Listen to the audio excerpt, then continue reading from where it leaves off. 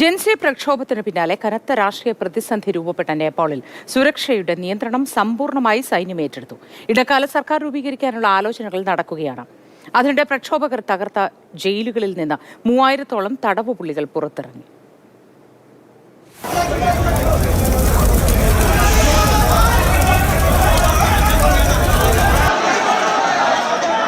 നേപ്പാളിൽ സ്ഥിതിഗതികൾ ഇന്ന് അല്പം ശാന്തമാണ്.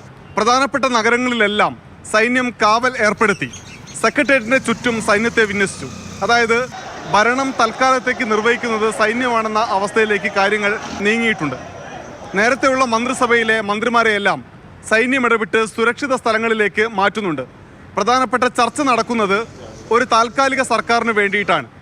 ഇപ്പോൾ സമരം ചെയ്യുന്ന ആളുകളുടെ പ്രതിനിധികളെ കൂടി ഉൾപ്പെടുത്തിക്കൊണ്ടുള്ള ഒരു താൽക്കാലിക സർക്കാർ സംവിധാനം രൂപപ്പെടുത്തുന്നതിന് വേണ്ടിയുള്ള ചർച്ചകൾ ഇന്നോ നാളെയോ ആരംഭിക്കും. ഇന്ന് വൈകിട്ട് 5 മണി വരെ രാജ്യത്താകമാനം നിരോധനാജ്ഞയാണ്. വൈകിട്ട് 5 മുതൽ രാവിലെ 6 വരെ കർഫ്യൂവും സൈന്യം പ്രഖ്യാപിച്ചിട്ടുണ്ട്. നേപ്പാളിലെ പല നഗരങ്ങളിലും ഇപ്പോഴും സമരക്കാർ തെരുവിൽ തുടരുന്നുണ്ട്. ജയിലുകൾ തകർത്ത് കുറ്റവാളികളെ പുറത്തെത്തിക്കുന്നു.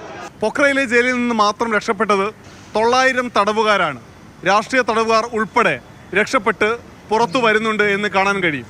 അയൽരാജ്യത്തെ സംഘർഷങ്ങളെ, പ്രശ്നങ്ങളെ ജാഗ്രതയോടുകൂടിയാണ് ഇന്ത്യ നോക്കുന്നത്. ഉത്തർപ്രദേശിൻ്റെ അതിർത്തി ജില്ലകൾ 7 ജില്ലകളിൽ സജീവ സുരക്ഷ ഏർപ്പെടുത്താൻ നിർദ്ദേശം നൽകിയിട്ടുണ്ട്.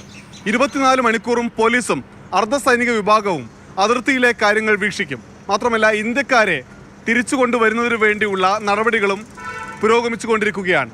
ഡൽഹിയിൽ നിന്ന് ജിഷ്ണു ബാലകൃഷ്ണനൊപ്പം അനൂപ് ദാസ്, മാതൃഭൂമി ന്യൂസ്.